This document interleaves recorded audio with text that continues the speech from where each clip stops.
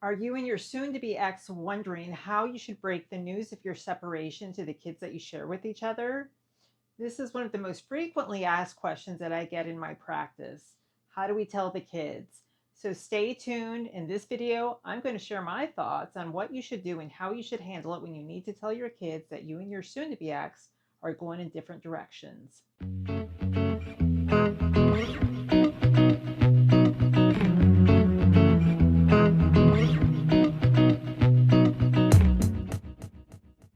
My name is Wendy Hernandez, and I'm a Phoenix family law attorney. I'm also the creator of Command the Courtroom. And I started creating these little videos on YouTube about 6 or 7 years ago because, as a family law attorney, I got tired of going into the courtroom and watching people get paralyzed by fear, fumble around, get lost and overwhelmed, and as a result, not present the right information to the judge so the judge could make a decision that was in the best interest of the children and the family.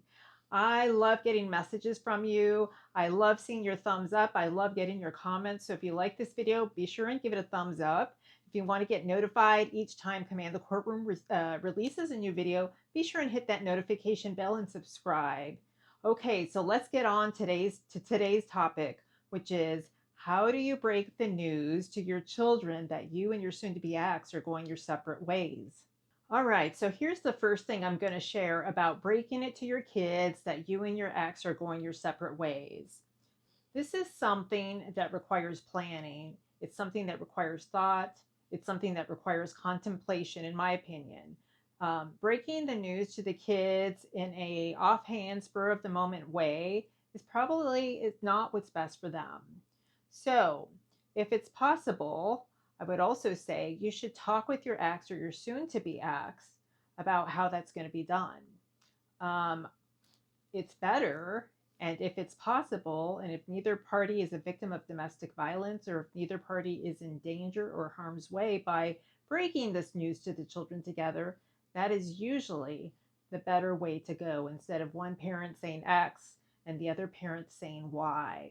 So if it's possible, get together with your soon to be ex, even if you can't agree on other things. I'm sure you both agree that you both love your children, and talk to your soon to be ex about how you're going to do it, where you're going to do it, and when you're going to do it. And be sure and do it when you're in a place, an emotional place where you can be calm, responsive, and fully present with your children, meaning you can give them 100% of the attention. You're not being pulled in different directions. You're not distracted by other people or things. You can be there with them because this is the first step in probably a long journey.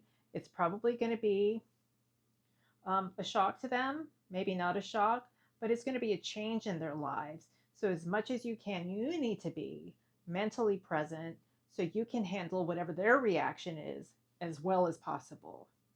All right, so let's move on to the second tip, or my second thought about breaking the news of your pending separation to your children. Now, as far as the time and place when you're going to deliver this news to your kids, in my opinion, it's best if you can deliver it at a time and in a place where your kids can freely express themselves.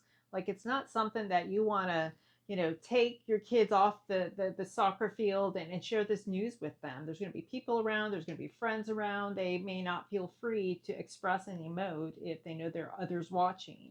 You want the kids to be able to process in private if that's what they need. And also, you want to give them enough time to process whatever's happening. You don't want it to be rushed. So, for example, probably telling them right before bedtime, not the best plan. Why? Because you deliver this upsetting, traumatic news to a child before bedtime. What's going to happen? They're going to be up all night. They're going to be worried, probably. They're going to be anxious. They're not going to be able to sleep. At least I know personally, that's how I react when I get a certain type of news right before my bedtime or when I'm being asked to make an important decision right before my bedtime. I'm just not in a state of mind to deal with things the best way that I can. Another time, probably not to tell your kids that you and your soon to be ex are going your separate ways is right as they're heading off to school or right as they're heading off to summer camp for the same reasons. They may not have enough time to ask you the questions that they need to ask. They may be upset, and then they're heading into their day with lots of questions in their mind, with lots of upset, lots of feelings, lots of emotions that they may not be able to express because they're in school, they're in front of friends, or they're at summer camp, they're in front of friends. And that stuff is left to bubble the entire day until they can get home and talk to you. So that's another thing that's frustrating to me personally, is when I find out something, I learn some news, and I don't have the power to do anything about it or to ask any questions about it or to get more information about it for a day or for months or for weeks. So it's best if you have enough time when you're sharing with the children that they can ask questions, that they can cry if they want to cry, that they can be angry if they want to be angry. So part of your plan should be allowing for the time and space that your children might need. All right, so this is my thought number 3 on how you should break it to your kids that you and your ex or soon to be ex are parting ways. You should do it in an age appropriate way. Obviously, you're going to talk to a 4-year-old differently than you're going to talk to a 14-year-old. So choose your words wisely, choose your approach in a way that fits with your child's age. Also, when you share with your children, if the other party isn't there, then share without placing unnecessary blame on the other party. And you may have all kinds of negative feelings and emotions about your ex or soon to be ex. And in fact, they may have done some horrible things to you. But now is not the time to air that out. In fact, during litigation, during a divorce proceeding, during a child custody proceeding, is never the time to talk to your kids about what happened between you and your ex or your soon to be ex. You can be honest without attacking. You can be honest without blaming, but choose your words wisely, okay? And answer their questions honestly. You don't have to lie to them. You also don't have to exaggerate. You don't have to embellish.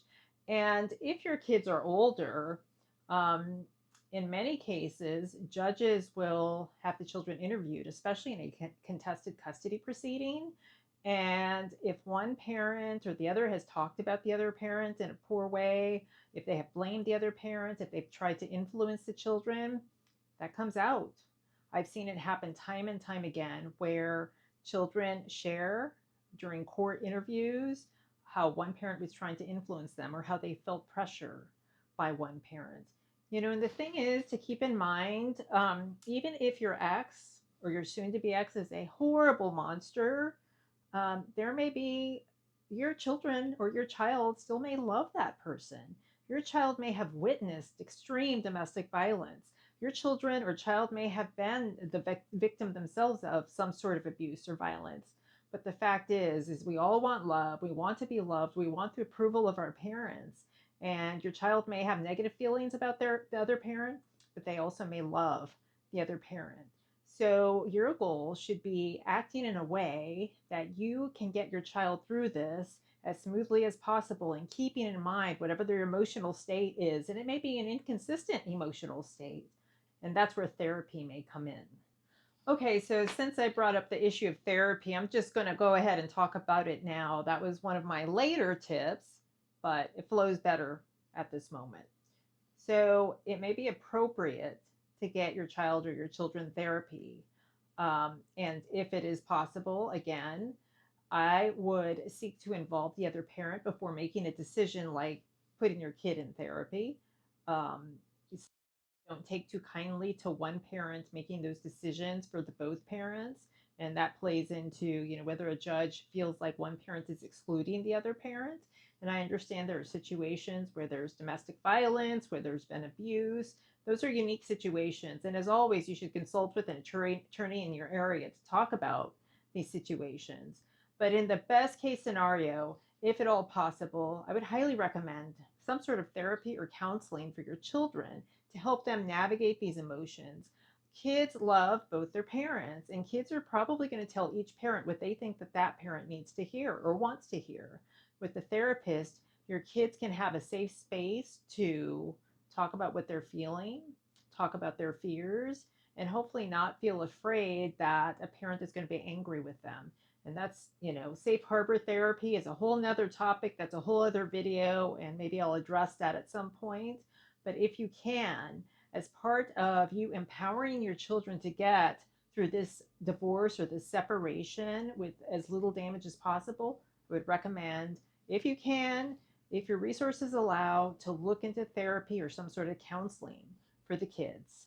All right, so some more thoughts on how to break the news to your children and help them feel more reassured.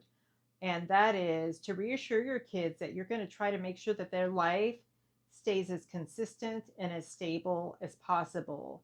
To the extent you can, reassure your children that they're still going to be able to see their same friends, that they're still going to be able to see their same family members that they're used to seeing and that they love, that they're going to be able to continue to participate in those extracurricular activities that they love, and that some of the traditions that you and your family have are going to continue.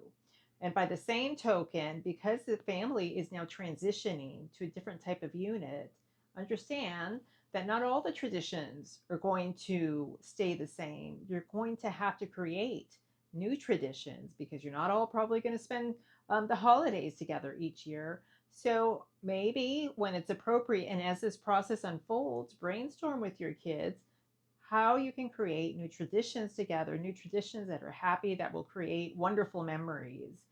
But one of the most important things for kids is to make sure that their lives remain as stable and consistent as possible, and let them know in an appropriate way that you're going to do your best to make that happen.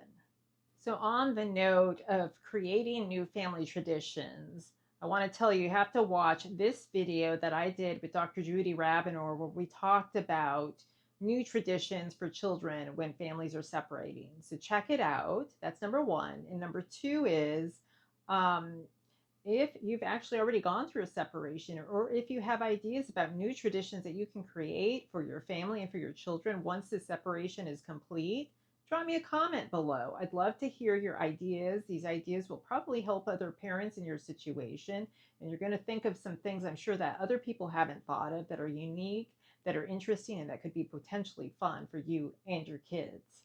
All right, so these are my final thoughts on breaking the news to your kids, and that is that your kids are going to feel the effects of this separation, this divorce for a while. And things are going to evolve, things are going to unfold. You're going to have more than one conversation with your kids about what happened, why the relationship ended. In fact, your kids may have been witness to some of the reasons why the relationship ended. But to the extent possible, please insulate your kids from the details of the court litigation that's happening. I've had so many cases where parents left court papers lying around, or they talked to the kids about the litigation, or they interviewed the kids about the litigation, or they talked to their best friends about what a monster the ex is right in front of the kids.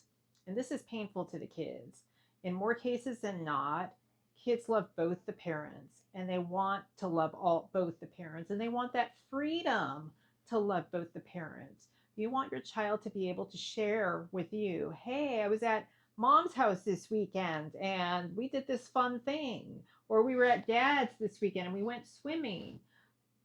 I would rather have a child who feels free to share what's going on in the parents household, other parents household, than have a child who's hiding from me. I want that open relationship.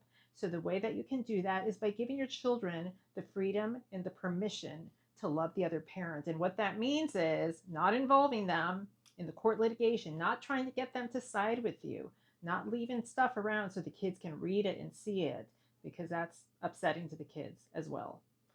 Um, so I'm not a mental health professional. These tips are just based on my observations of what parties have done right and what they've done wrong over 25 years of practicing law in Arizona. Take what you think will help and you can throw away the rest. But if necessary, I would highly recommend seeking the advice of a mental health professional. So that's it for this week's video. I hope it helps. As you go through this, remember that it is a marathon. It is not a sprint. You're going to have good days and you're going to have bad days. And sometimes it's going to feel like the world is crumbling down around you. And then you may wake up the next morning and you feel differently. At some point, though, you're going to get past this and you're mostly going to be happy. So, to get to that point, though, you know what you got to do? You got to keep on trucking and get out there and command the courtroom. Give this video a thumbs up. Don't forget to subscribe if you like it. And I will see you again next week.